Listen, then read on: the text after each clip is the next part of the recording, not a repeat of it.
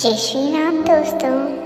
आज मैं आपके लिए कहानी लेकर आई हूँ जिसका नाम है प्रार्थना और भगवान। एक बार की बात है, राधे नाम का एक प्रसिद्ध कैंसर स्पेशलिस्ट था। एक बार किसी सम्मेलन में भाग लेने के लिए किसी दूर के शहर वो जा रहा था। वहाँ उनको उनकी नई मेडिकल रिसर्च के महान कार्य के लिए पुरस्कृत किया जाना था। वो बड़ा उत्साहित था। वो जल्दी से जल्दी वहाँ पहुँचना चाहते थे। उन्होंने इस शोध के लिए बहुत मेहनत की थी। बड़ा उतावलापन था उनमें पुरस्कार पाने के लिए। उड़ने में लगभग 2 घंटे बाद उनके जहाज में तकनीकी खराबी आ गई, जिसके कारण उनके हवाई जहाज को आपातकालीन लैंडिंग करनी पड़ी। राधे को लगा कि वे अपने सम्मेलन में सही समय पर नहीं पहुंच पाएंगे, इसलिए उन्होंने स्थानीय कर्मचारियों से रास्ता पता किया और एक टैक्सी कर ली सम्मेलन वाले शहर जाने के लिए। उनको पता था कि अगली फ्लाइट 10 घंटे बाद है। टैक्सी तो मिली लेकिन ड्राइवर के बिना, इसलिए उन्होंने खुद ही टैक्सी चलाने का निर्णय लिया। जैसे ही उन्होंने यात्रा शुरू की, कुछ देर बाद बहुत तेज आंधी तूफान शुरू हो गया। रास्ता लगभग दिखना बंद हो गया। इस आपाधापी में वे गलत रास्ते की ओर मुड़ गए। लगभग 2 घंटे भटकने के बाद उनको समझ आ गया कि वे रास्ता भटक गए हैं। थक तो वे गए ही थे, भूख भी उन्हें बहुत जोर से लग रही थी। उस सुनसान सड़क पर भोजन की तलाश में वे गाड़ी इधर उधर चलाने लगे।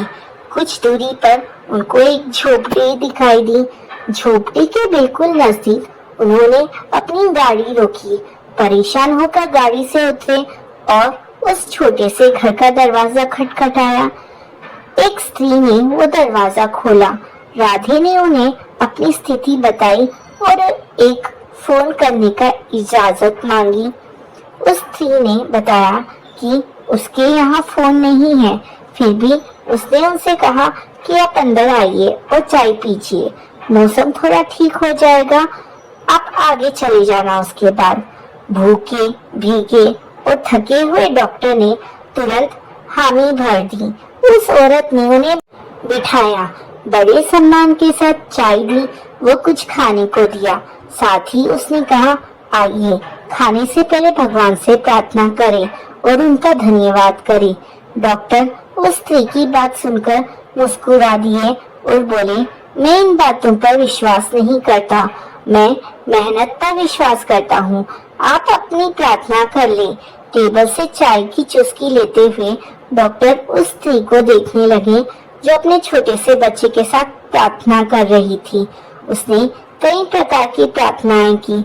डॉक्टर राधे को लगा कि हो ना हो इस स्त्री को कुछ समस्या तो जरूर है। जैसे ही वो औरत अपने पूजा के स्थान से उठी तो डॉक्टर राधे ने पूछा, आपको भगवान से क्या चाहिए? क्या आपको लगता है कि भगवान आपकी प्रार्थना सुनेंगे? इस पर उस औरत ने धीमी से उदासी भरी मुस्कुराहट बिखेरते हुए कहा, ये मेरा लड़का है और इसको एक रोग है जिसका इलाज डॉक्टर राधे नामक व्यक्ति के पास है, परंतु मेरे पास इतने पैसे नहीं है कि मैं उन तक उनके शहर जा सकूं, क्योंकि वे दूर किसी शहर में रहते हैं। यह सच है कि भगवान ने अभी तक मेरी किसी प्रार्थना का जवाब नहीं दिया, किंतु मुझे विश्वास है कि भगवान एक ना एक दिन कोई रास्ता बना ही देंगे।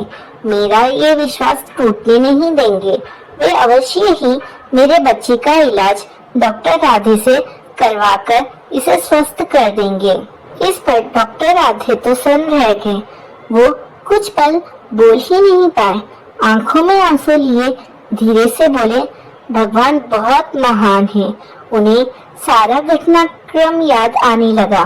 कैसे उन्हें सम्मेलन में जाना था, कैसे उनके जहाज को इस अनजान शहर में आपातकालीन लैंडिंग करनी पड़ी, कैसे टैक्सी के लिए ड्राइवर नहीं मिला और वे तूफान की वजह से रास्ता भटक गए और यहाँ आ गए। वे समझ गए कि यह सब इसलिए नहीं हुआ कि भगवान को केवल इस औरत की प्रार्थना का उत्तर देना था, बल्कि भगवान उन्हें भी एक मौका देना चाहते थे कि वे भौतिक जीवन में धन कमाने, प्रतिष्ठा कमाने इत्यादि से ऊपर उठे और असहाय लोगों की सहायता करें। वे समझ गए कि भगवान चाहते हैं कि वे उन लोगों का इलाज करें जिनके पास धन तो नहीं है, किंतु उन्हें भगवान पर विश्वास है। डॉक्टर राधे अपने साथ माँ और बेटी को अपने हॉस्पिटल लेकर गए और उस बच्चे का इलाज किया। जब तक वो ठीक नहीं हो गया, तब डॉक्टर राधे ने भगवान को धन्यवाद किया। दोस्तों, इस कहानी से हमें यह शिक्षा मिलती है कि हमें सिर्फ धन कमाने और प्रतिष्ठा कमाने के लिए की होड़ में नहीं रहना चाहिए, बल्कि हमारे द्वारा संचित किया हुआ धन का कुछ हिस्सा असहाय लोगों की सहायता करने में भी लगाना चाहिए। जय श्री कृष्णा। राधे राधे।